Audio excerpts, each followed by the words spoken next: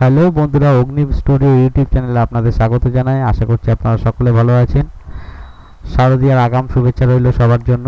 সবাই সুস্থ থাকবেন, ভালো থাকবেন, পুজোতে খুব আনন্দ করবেন, মাস্ক স্যানিটাইজার অবশ্যই ব্যবহার করবেন। এছাড়া যতটা সম্ভব বাড়ির মধ্যে থাকার চেষ্টা করবেন।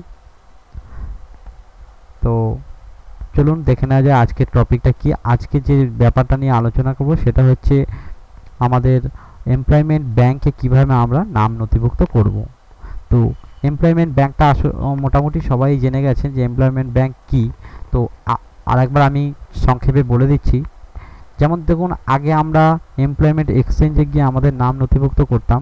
তো সেটা সম্পূর্ণ ওখানে গিয়ে নাম নথিভুক্ত করে আসতাম। ওগুলো আগে ডিজিটাল ব্যাপারটা ছিল না, তো সেখানে নাম নথিভুক্ত করা হতো। তো এখন সেই এমপ্লয়মেন্ট এক্সচেঞ্জটা উঠে গিয়ে সেখানে হয়েছে এমপ্লয়মেন্ট ব্যাংক নামে একটা চালু হয়েছে, যেখানে আপনারা আপনাদের যে ডকুমেন্টসগুলো সেগুলো সম্পূর্ণ ডিজিটাল রূপে ওখানে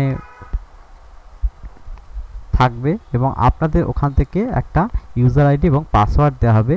যে ইউজার আইডি পাসওয়ার্ডটা ইউজ করে আপনারা নিজের মোবাইল থেকেই আপনারা সম্পূর্ণ এমপ্লয়মেন্ট ব্যাংকের সমস্ত সুযোগ সুবিধাগুলো আপনারা ওখান থেকে দেখতে পাবেন।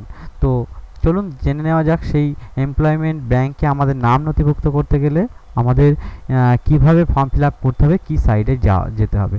তো সবার প্রথমে আপনারা আপনাদের যে অফিস গুগল ব্রাউজার রয়েছে, চলুন প্রথম থেকে বলে দিচ্ছি। তো গুগল ব্রাউজার রয়েছে, সেখানে যাবেন, দিয়ে এখানে লিখবেন employment bank, EMPLYMENT, employment bank. দেখুন এমপ্লয়মেন্ট ব্যাংক চলে এসছে। আমি সেখানে একটা ক্লিক করে দিই। ক্লিক করে দিলে আপনাদের প্রথম যে সাইটটা আসছে, সেই প্রথম যে লিঙ্কটা আসছে এমপ্লয়মেন্ট ব্যাংকের, সেই লিঙ্কটায় ক্লিক করলে দেখুন এখানে এমপ্লয়মেন্ট ব্যাংকের যে অফিসিয়াল ওয়েবসাইটটা আছে সেটা সম্পূর্ণ খুলে আছে। এবার এখানে দেখুন আপনাদের নতুন যারা নাম নথিভুক্ত করবেন তাদের জন্য এখানে new employment job seeker, new enrolment job seeker, এখানে আপনাদের ক্লিক করলে আপনাদের নতুন যারা ইউজার আইডি পাসওয়ার্ড, নতুন যারা নাম নথিভুক্ত করতে চান তারা এখান থেকে করবেন। যারা আগে থেকে অলরেডি ইউজার আইডি পাসওয়ার্ড যাদের কাছে আছে, যারা আগে করা হয়ে গেছে, তাদের এইখানটায় লগ ইন করতে হবে ইউজার আইডি পাসওয়ার্ড দিয়ে। তো এখানে আরেকটা কথা বলে দিচ্ছি, দেখুন এখানে আমরা নাম নথিভুক্ত করার পরে এখানে দেখুন অনেক অপশান রয়েছে। যে অপশানগুলো আপনারা দেখবেন অনেক কিছু এখানে রয়েছে। যেমন এখানে দেখুন ভিউ অ্যাডভার্টাইজমেন্টে গেলে এখানে আপনারা বিভিন্ন কাজের বিজ্ঞপ্তি বেরোয়, সেখানে আপনারা কাজের জন্য অ্যাপ্লাই করতে পারবেন। কোথায় কি কাজ বেরোচ্ছে সেগুলো আপনারা দেখতে পাবেন। ঠিক আছে। তো আর একটা জিনিস, যেখানে এখানে দেখুন আপনারা এই যে ফর্মটা ফিল আপ করবেন, এই ফর্মটা ফিল আপ করে আপনাদের 60 দিনের মধ্যে, 2 মাসের মধ্যে এই ফর্মের কপিটা নিয়ে গিয়ে এমপ্লয়মেন্ট ব্যাংকে যেতে হবে। সেটা এখানে লেখা রয়েছে, এগুলো আপনারা পড়ে নেবেন। আর আরেকটা জিনিস, যেটা আমাদের এই ওয়েবসাইটটা যেটা যুবশ্রী প্রকল্প ভাতা নামে পরিচিত, সেইটা হচ্ছে আপনি এই ফর্মটা ফিল আপ করলে এখান থেকে আপনাদের উৎসাহ ভাতার নামে একটা ভাতা পাওয়া যায়। যেটা প্রথমে যারা নতুন যারা এখানে নাম নথিভুক্ত করবে তাদের এখানে এখানে একটা দেখুন যুবশ্রী লিস্ট বলে একটা আছে। এই যে লিস্ট অফ যুবশ্রী, এখানে ক্লিক করলে আপনারা এখানে এখানে আপনাদের ইউজার আইডি আর পাসওয়ার্ডটা যখনই দেবেন এখানে একটা লিস্ট বেরোবে। সেই লিস্টটা আপনাদের মাঝে মধ্যে চেক করতে হবে, যে লিস্টের মাধ্যমে আপনাদের যদি নাম থেকে থাকে তাহলে আপনারা যুবশ্রী ভাতার জন্য সিলেক্ট হবেন, এবং সেই যুবশ্রী ভাতাটা আপনাদের ওখান থেকে তখন বিভিন্ন ধরনের অ্যানেক্সার 1, অ্যানেক্সার 2 বিভিন্ন ধরনের ফর্ম আছে, সেগুলো আপনাদের ফিল আপ করে ওখানে জমা দিতে হবে। আপনাদের ব্যাংকের অ্যাকাউন্ট নাম্বার জমা দিতে হবে। তো সেই ব্যাংকের অ্যাকাউন্ট নাম্বারগুলো জমা দিয়ে সেটা এখন পরে, ওটা আপনাদের যারা নতুন এখানে ফর্ম ফিল আপ করবেন তাদের জন্য মাঝে আগেই এখানে লিস্টে নাম আসতে হবে, তারপর সেই প্রসেসগুলো আছে। তো চলুন দেখে নেওয়া যাক। নতুন করে যদি আমরা নাম নথিভুক্ত করতে যাই তাহলে এখানে ক্লিক করবেন।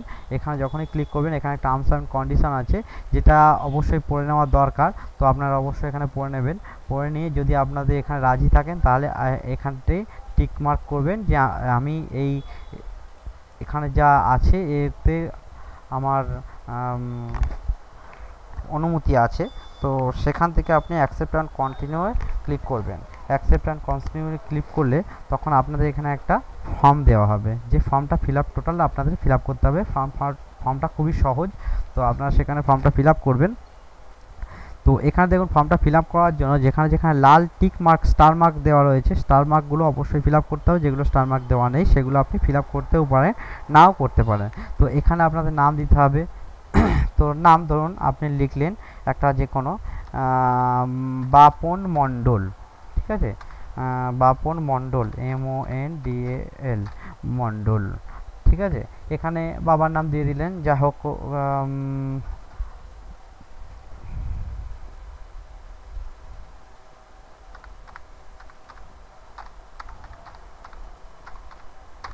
তারপরে এখানে লিখেছে স্বামী কিংবা স্ত্রীর নাম, বিবাহিত হলে মহিলা হলে তার স্বামীর নাম, কিংবা পুরুষ হলে তার স্ত্রীর নাম দিতেও পারেন, নাও দিতে পারেন। তারপরে এখানে লিখবেন যে তার জেন্ডারটা কী আছে, মেল। আচ্ছা, সে কোন ওবিসি কিংবা তপশিলি উপতপশিলি যে জেনারেল যা হোক যেটা হবে সেটা লিখে দেবেন। ধর্ম ধরুন এখান থেকে হিন্দু, বিবাহিত কি না সেটা লিখে দেবেন। দেওয়ার পরে জন্ম তারিখ দিয়ে দিলেন, ধরুন কথার কথা 1/1/1951। তো প্রতিবন্ধী কিনা, নো। এক্স সার্ভিসম্যান কিনা, নো। এখানে ঠিকানা লিখে দেবেন, ধরুন ঠিকানা লিখে দিলেন। এখানে ওয়েস্ট বেঙ্গল তো দেওয়া রয়েছে, এখানে কলকাতা, এখানে আপনাদের যে ডিস্ট্রিক্টটা আছে সেটা লিখে দেবেন। আমি এখানে হুগলি ডিস্ট্রিক্ট করে দিচ্ছি। তো এখানে পিনকোডটা দিয়ে দেবেন, এখানে ডিভিশনটা দিয়ে দেবেন। আচ্ছা, এবার আপনারা সেখানে কোন ব্লকে থাকেন, যদি আপনারা পঞ্চায়েতে থাকেন তাহলে ব্লক হবে, যদি মিউনিসিপ্যালিটিতে হয় তাহলে আপনাদের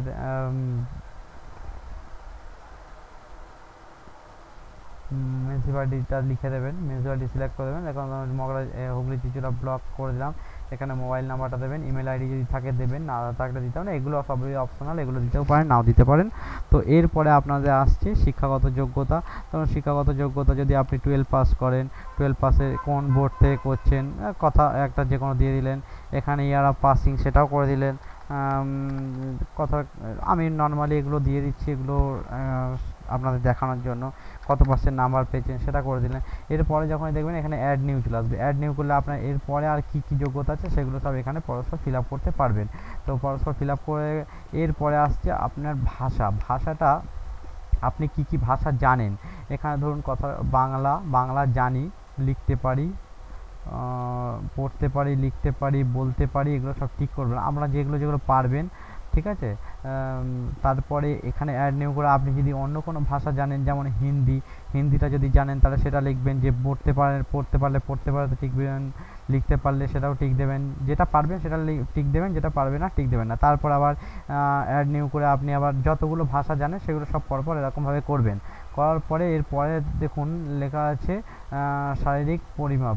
এগুলো আপনি দিতেও পারেন, নাও দিতে পারেন, তবুও দিয়ে দেবেন যদি আপনার মনে থাকে। উচ্চতা, ওজন, বুকের ছাতি কতটা। আচ্ছা, চুজ ফাইল, এখান থেকে আপনি একটা ফটো দেবেন, যে ফটোটার নিচে লেখা থাকবে, আপনার সিগনেচার করা থাকবে এবং 500 কেবির মধ্যে হতে হবে। সেটা অবশ্যই এখানে আপলোড করে দেবেন। আপনাদের যদি সিভি থাকে সিভিটা আপলোড করে দেবেন। এরপরে কোনো কাজের যদি অভিজ্ঞতা থাকে সেগুলো আপনি এখানে ফিল আপ করবেন। করার পরে বাসস্থানের প্রমাণপত্র আপনি যে কোনো এখান থেকে 3টের মধ্যে একটা সিলেক্ট করতে পারেন। ভোটার আইডি কার্ড যদি সিলেক্ট করেন, ভোটার আইডি কার্ডের এপিক নাম্বারটা এখানে দিয়ে দেবেন।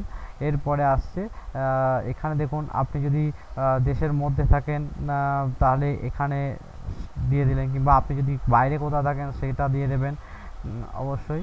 এছাড়া আপনি আপনার রেশন কার্ডটা বিপিএল তালিকাভুক্ত কিনা সেটা দিয়ে দেবেন, দিয়ে অ্যাডিশনাল ইনফরমেশান না দিলেও হবে। এরপর আপনার যে সিকিউরিটি কোডটা আছে এই সিকিউরিটি কোডটা এখানে লিখে দেবেন, লিখে দিয়ে এই দুটোতে টিক মার্ক করবেন, করে অবশ্যই সাবমিট করে দেবেন।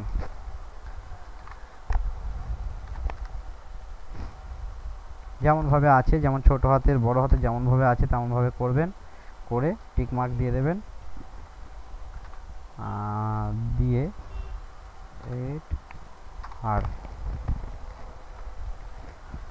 দিয়ে সাবমিট করে দেবেন।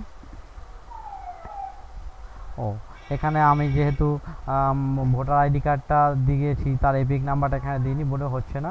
তো এখানে আপনি ভোটার আইডি কার্ডের এপিক নাম্বারটা দিয়ে দেবেন, দিয়ে সাবমিট করবেন। করে এই ফর্মটা আপনার কনফার্ম হয়ে গেলে আপনাকে আরেকবার মিলিয়ে দেখতে হবে যে আপনি সব তথ্য ঠিকঠাক দিয়েছেন কিনা। তারপরে এই ফর্মটাকে আপনি প্রিন্ট আউট করবেন। প্রিন্ট আউট করে 60 দিনের মধ্যে, মানে 2 মাসের মধ্যে আপনাদের কাছাকাছি যে এমপ্লয়মেন্ট ব্যাংক থাকবে সেখানে গিয়ে আপনারা ওটা যখনই সাবমিট করবেন ওখান থেকে আপনাকে একটা পাসওয়ার্ড দিয়ে দেওয়া হবে এবং একটা ইউজার আইডি দিয়ে দেওয়া হবে। সেই ইউজার আইডি আর পাসওয়ার্ড দিয়ে আপনি তখন এখানে এমপ্লয়মেন্ট ব্যাংকের যে এই পেজটা আছে এখানে এসে লগ ইন করে আপনি এই সমস্ত চাকরির যে সমস্ত বিজ্ঞপ্তিগুলো বেরোবে এখানে আপনি টোটালটাই দেখতে পাবেন এবং এখান থেকে আপনার যুবশ্রী ভাতা, যুবশ্রীর লিস্টে আপনার নাম এসছে কিনা সেটা অবশ্যই দেখতে পারবেন। তো বন্ধুরা আজকে এই পর্যন্তই। তো এই ভিডিওটা আপনাদের ভালো লেগে থাকলে অবশ্যই লাইক করবেন, বন্ধুদের সঙ্গে শেয়ার করবেন আর আমাদের চ্যানেলটাকে একটু সাবস্ক্রাইব করবেন।